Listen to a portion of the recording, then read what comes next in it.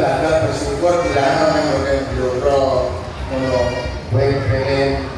pesan-pesan terakhir lagu bloro orang ada mati ngomong bisa kamu apa itu maksudnya itu pesan-pesan ini kan paling tidak setahun sekali so nah paling kan pesan-pesan apa sebagai warga Blora buat Blora menuju lebih baik pengen ngomong apa ngomong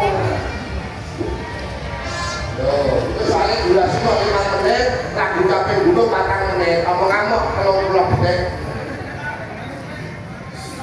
kayak iki ayo paling ora ini persatuan dan kesatuan Blora